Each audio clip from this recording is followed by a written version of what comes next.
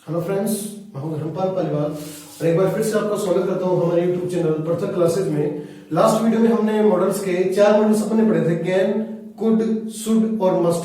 Speedly वापस से repeat कर रहा हूं। कैन और कुड का यूज मैंने बताया था पावर के लिए होता है, कैन प्रेजेंट पावर, कुड और पास्ट पावर के लिए, ठीक है। फिर अपन ने बात की शुड और मस्ट के बारे में, तो मैंने कहा था एडवाइस, एक वर्ड आपको मैंने स्पेशली बताया था, एडवाइस जो होती है उसके लिए अपन शुड और मस्ट का यूज करते हैं। इतना होता है कि शुड जो है वो नॉन कंपल्सरी एडवाइस होती है और मस्ट जो है वो कंपल्सरी एडवाइस के अपन यूज करते हैं। और एक वर्ड स्पेशली आपको मैंने बताया था प्रोहिबिशन, जिसके लिए अपन मस्ट नॉट का यूज करते हैं। वर्जित एक वर्ड होता है, ठीक है। नेक्स्ट मॉडल के बारे में बात करें तो नेक्स्ट अपना मॉडल होगा मे, ठीक है। इसके लिए मैंने आपको कुछ वर्ड लिखवा रहा हूं आपको, POSSIBILITY, possibility,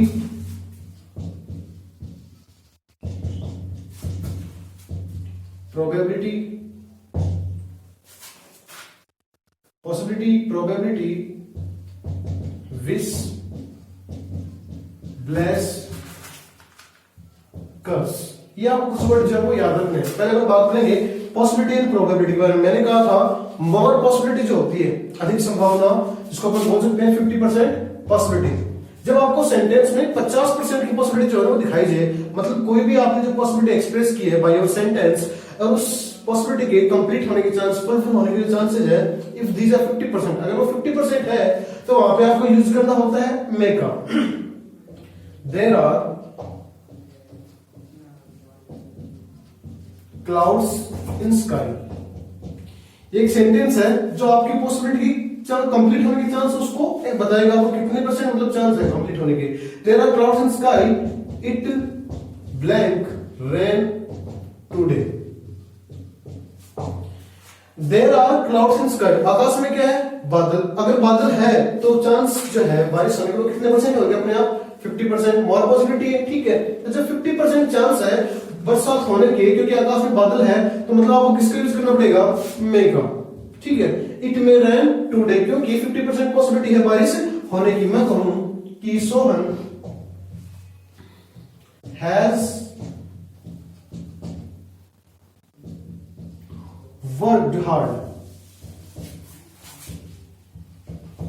during the year, he blank get first rank।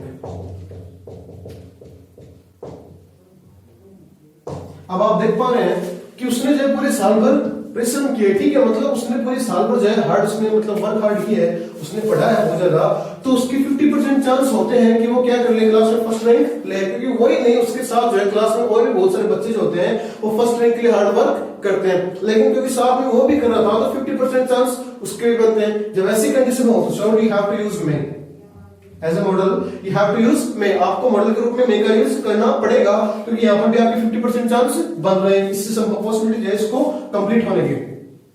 उसके बाद में 3 special word, wish, bless and curse. किसी भी प्रकार की इच्छा, दुआ, विश, देखो ब्लेस का मतलब होता है आशीर्वाद या दुआ, विश का मतलब होता है इच्छा, और कर्स का मतलब होता है श्राप, बद्दुआ पर किसी के लिए देते हैं, ठीक है। इसके लिए आपको ये लग रहा है, जैसे कि मालूम है किसी के लिए विश करूं कि मैं you get first rank in class. Last में आपको ऐसा एक मार्क मिलेगा, इसको बोलते हैं एक्सक्लेमेटरी मार्क, ठीक है। तो अगर आपको सेंटेंस में दिया हुआ है, ये जो सेंटेंस में मैंने मे का यूज किया क्योंकि ये किसी के लिए विश की कि तुम्हें क्लास में क्या मिल जाए, फर्स्ट रैंक मिल जाए। मे गॉड ब्लेस यू, जब भी आप किसी अपने बड़ों के पैर स्पर्श करते हो, ठीक है, आप उनकी फीट को टच करते हो तो बोलते हैं कि मे गॉड ब्लेस यू। ध्यान रखना हमेशा गॉड का जी जो हमेशा कैपिटल लिखा जाता है, कहीं पे भी वाई, ठीक है। तो may God bless you, may God bless you, भगवान जो है वो तुम्हारी लंबी उम्र करे, भगवान जो है तुम्हारी रक्षा करे। इस सेंटेंस में आप देख पा रहे हो, अपने एक विश किए, एक ब्लेस जो अपने किसी को दिए, किसी को अपने आशीर्वाद दिए कि मे गॉड ब्लेस यू। तो ऐसी कंडीशन में आपको किसका यूज करना है? मे का यूज करना है। कर्स, मैं कहूं कि मैं go to hell, may you go to hell. Hell का मतलब होता है भाड़, या अपन इसको नरक बोल सकते हैं, ठीक है। अपन नरक में बोलते हैं कि तुम भाड़ में जाओ, तो ये किसी के लिए बद्दुआ अपन कर रहे हैं, तो मैं यू गो टू हेल, तुम भाड़ में जाओ। जब आप किसी के लिए बद्दुआ कर रहे हो, जब आप किसी के लिए दुआ कर रहे हो, जब आप किसी के लिए विश कर रहे हो, तो वहां पे भी आपको मॉडल के रूप में किसका यूज करना है? मे का यूज आपको करना है, ठीक है। उसके बाद में अपन नेक्स्ट मॉडल की बात करते हैं, तो अपना जो नेक्स्ट मॉडल रहेगा वो रहेगा माइट। और मैंने आपको पहले भी बता दिया था कि माइट जो है वो भी पॉसिबिलिटी के लिए यूज होता है। यही पॉसिबिलिटी और प्रोबेबिलिटी इसमें होती है, लेकिन ये होती है 1%। कितनी परसेंट होती है? 1%। जब कोई भी सेंटेंस में एक्सप्रेस की गई हो किसी प्रकार की पॉसिबिलिटी या प्रोबेबिलिटी, ठीक है, उसके कंप्लीट होने के चांस अगर 1% है, जिसको अपन बोलते हैं, आपको दो वर्ड याद रखने मैंने बताए थे, रिमोट और लेस। दूर की संभावना या कम संभावना, इसको अपन बोल सकते हैं। जब आपको सेंटेंस में एक्सप्रेस की गई हो तो आपको मॉडल ग्रुप में माइट का यूज आपको करना पड़ेगा, ठीक है। मैं आपको एग्जांपल ग्रुप में कहूं कि there are no clouds, there are no clouds in sky, it blank rain today। अब क्या है, देखो फिर से मैं बता रहा हूं कि आकाश में क्या नहीं है? बादल नहीं है। पहले मैंने सेंटेंस लिखा था कि आकाश में बादल है, जब बादल थे तो 50% चांस है। अब जब आकाश में बादल है फिर भी मैंने ये कहा कि बारिश हो सकती है, तो ओनली 1% पॉसिबिलिटी, कभी कभी धूप में भी बारिश हो जाती है। तो आपको क्या है, 1% पॉसिबिलिटी किसका यूज करना है? माइट का। आ रही बात समझ में? तो there are no clouds in sky, आकाश में क्या नहीं है? बादल नहीं है, फिर भी बारिश हो रही है, तो यहाँ पे पॉसिबिलिटी है वो 1% की है। अपन नहीं संभावना व्यक्त की, सीधी सी बात है। तो ये 1% की पॉसिबिलिटी है, तो अपन को किसका यूज करना पड़ेगा? माइट का। As a modal we have to use might. उसके बाद मैं एक सेंटेंस लिखूं, Sohan did not even touch his books during the year। एक कंडीशन बताई जा रही है आपको, एक सिचुएशन बताई जा रही है, आपके सामने क्रिएट की जा रही है कि सोहन जो है उसने साल भर में अपने बुक्स को क्या नहीं किया? टच भी नहीं किया। फिर मैं कहूं कि he blank get first rank in class. अब आप देख पा रहे हैं कि मैंने कह दिया कि उसकी क्लास में कौन सी रैंक आ जाएगी? फर्स्ट रैंक आ जाएगी, जबकि उसने क्या है कि पूरे साल में जो है अपनी बुक को टच भी नहीं किया, ठीक है। जब ऐसी कंडीशन है, जब उसने बुक को टच ही नहीं किया, तो ओनली 1% पॉसिबिलिटी बनती है कि उसकी क्या जाए? फर्स्ट रैंक आ जाए। तो ऐसी कंडीशन में what we have to use? MIGST, might, ठीक है। तो मॉडल ग्रुप में आपको किसका यूज करना है? माइट का यूज करना है। जब आपकी जो भी पॉसिबिलिटी दिखाई गई है उसके कंप्लीट होने के चांस हो, रिमोट या लेस हो, ठीक है, दूर की संभावना हो या कम संभावना, इसको हम बोल सकते हैं या फिर इक्वल बोल सकते हैं 1% पॉसिबिलिटी, ठीक है। इतना जो है आपको इस माइट के लिए आपको याद रखना पड़ेगा। माइट के लिए मेनली आपको दो वर्ड याद रखने हैं, रिमोट पॉसिबिलिटी या लेस पॉसिबिलिटी। उसके बाद अपन बात करेंगे WOULD, वुड। मैंने आपको इसके लिए 3 वर्ड लिखाए थे, पोलाइट रिक्वेस्ट,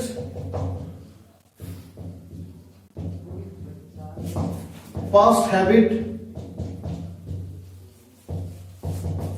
और एक लिखा था मैंने आपको इमेजिनेशन। अब आपको ध्यान में रखना क्या है कि जब सेंटेंस में पोलाइट रिक्वेस्ट की गई, मैंने आपको 2 वर्ड बताए थे, प्लीज एंड काइंडली। ये जब आपको सेंटेंस में मिल जाए तो श्योरली वहां पे आपको मॉडल ग्रुप में किसका यूज करना है? वुड का यूज आपको करना है। जैसे मैं कहूं कि वुड यू प्लीज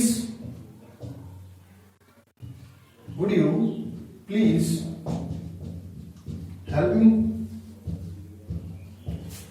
ये एक नॉर्मल रिक्वेस्ट थी, लेकिन इसमें क्या आपने प्लीज को ऐड कर दिया। जब भी आपको प्लीज या काइंडली मिल जाए तो फिर वो रिक्वेस्ट जब एक नॉर्मल रिक्वेस्ट नहीं रहती, उसको अपन बोलते हैं पोलाइट रिक्वेस्ट। आगे बात समझ में? और जब पोलाइट रिक्वेस्ट की बात हो तो मॉडल ग्रुप में आपको हमेशा किसका यूज करना है? वुड का आपको यूज करना है। एक शॉर्ट ट्रिक जो मुझे पता चली थी वो आपको थोड़ा सा बता देता हूं ना, कि ध्यान रखना, जब भी आपको सेंटेंस में सबसे स्टार्टिंग आपको अगर ब्लैंक मिल जाए, मॉडल का क्वेश्चन हो अगर आपका, और उसके जस्ट बाद में आपको यू मिल जाए, सबसे लास्ट में आपको मिल जाए क्वेश्चन मार्क, और बीच में कहीं भी आपको प्लीज या काइंडली जो है वो आपको मिल जाए, तो आपको वहां पर मॉडल के रूप में 99.99% आपको WOULD ही करना है। बाकी तो अपने पास रूल्स हैं, ठीक है, उनसे आपको पता लगाना है। लेकिन फिर भी मैं आपको ये बता रहा हूं कि जब भी आपको सेंटेंस में सबसे पहले ब्लैंक, उसके जस्ट बाद में यू, सेंटेंस में बीच में कहीं पर भी आपको प्लीज या काइंडली मिल सकता है, सबसे लास्ट में अगर आपको क्वेश्चन मार्क मिल रहा है ना, this is a short trick, you have to use would as a modal. तो वहां पे आपको जो है शॉर्ट ट्रिक है आपके लिए कि आपको वहां पे मॉडल ग्रुप में किसका यूज करना है, वुड का यूज करना है। अगर बात करें पास्ट हैबिट की, तो मैंने कहा था कोई भी एक ऐसी हैबिट जो आपके पास पास्ट में थी, अभी आप उसको छोड़ चुके हो, you now you have given up, आप उसको छोड़ चुके हो, तो ऐसी कंडीशन में भी आपको वुड का यूज करना है। जैसे मैं ये कहूं कि I would take tea in my childhood. मैं जो है अपने बचपन में जो है चाय पिया करता था, बचपन में पिया करता था मतलब अब मैं नहीं पीता। बचपन में जो है मैं इसको रेगुलरली एक फिक्स टाइम के बाद में आप जब किसी चीज को बार बार रिपीट करते हो ना, मैं कहूं कि मैं स्कूल जाता हूं, एक नॉर्मल सी चीज है, लेकिन क्या है कि मैं हर एक फिक्स टाइम के बाद में रोज 24 घंटे बाद में 8 बजे फिक्स मुझे स्कूल जाना होता है, तो ये होगी मेरी एक हैबिचुअल एक्शन। आई बात समझ में, ये एक मेरा हैबिचुअल एक्शन मतलब आदतन कार्य हो गया।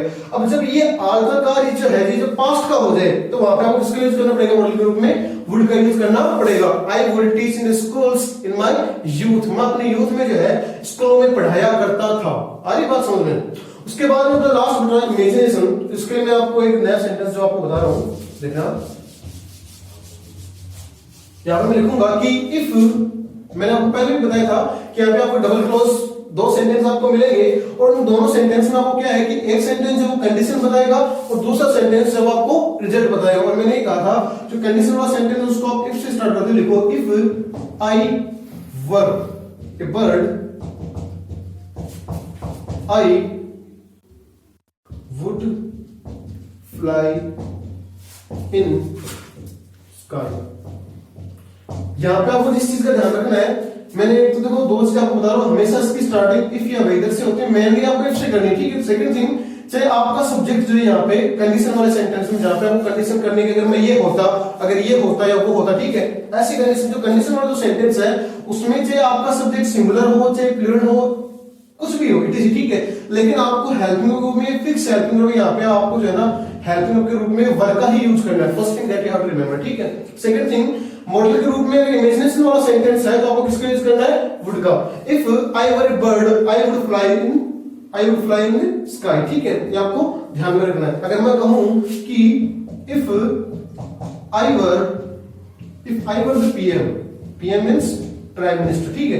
If I were the PM, अगर मैं प्रधानमंत्री होता तो I would change the system, क्योंकि प्रधानमंत्री बन नहीं सकता, पढ़ाने लगे हम लोग, तो ठीक है। तो अगर मैं प्रधानमंत्री होता तो मैं क्या करता, सिस्टम को चेंज करके रख देता, ठीक है।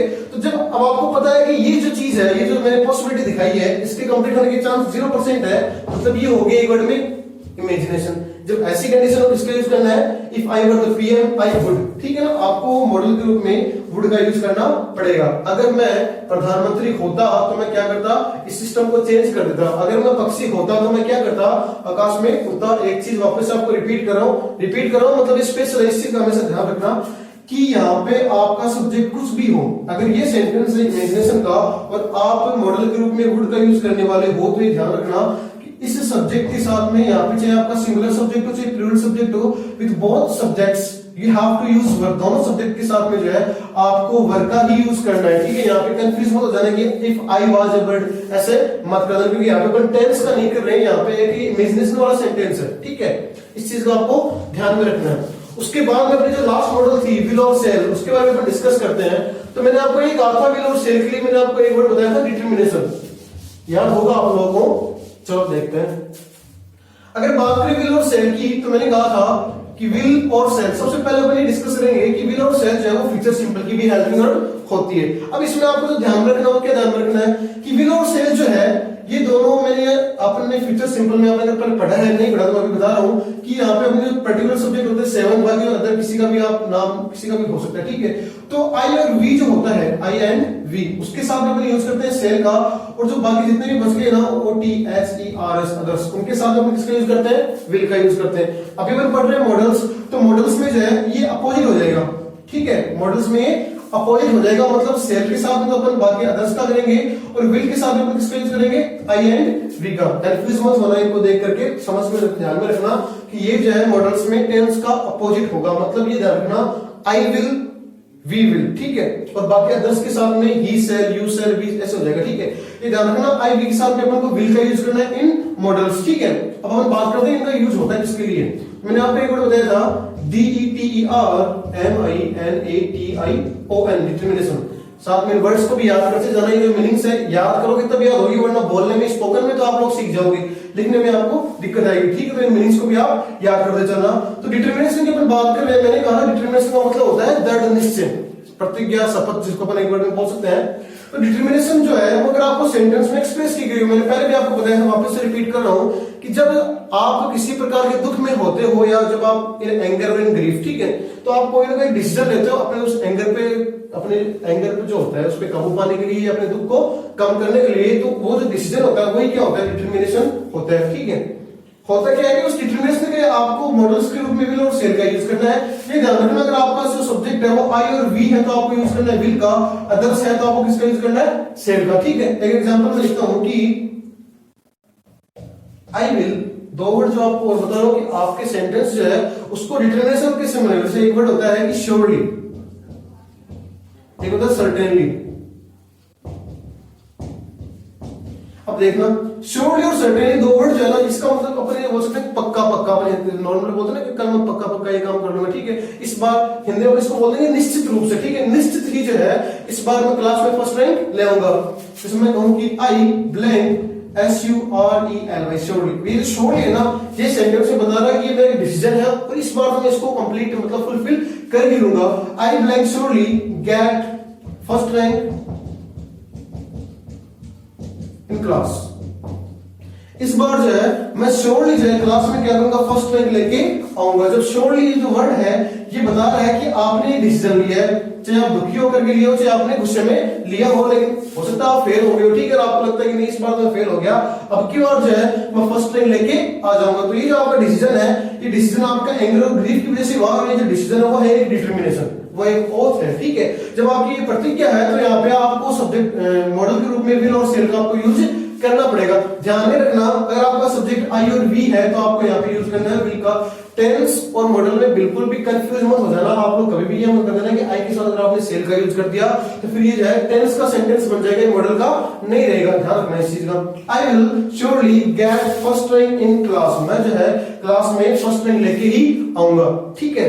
ये अपने मॉडल्स जो है वो कंप्लीट हो चुके हैं। आई होप आपको बड़े अच्छे समझ में आए होंगे। तो कोई भी दिक्कत हो आपको तो आप हमें कमेंट सेक्शन में बता सकते हैं। बाकी अगर आपको वीडियो अच्छी लगी है तो प्लीज लाइक कीजिए, कमेंट कीजिए, शेयर कीजिए अपने फ्रेंड्स के साथ में। और साथ में हमारे चैनल पर अगर आप फर्स्ट टाइम नए हैं तो चैनल को सब्सक्राइब करना बिल्कुल भी ना भूले, और आगे नए वीडियोस के लिए हमारे साथ बने रहे। Thank you.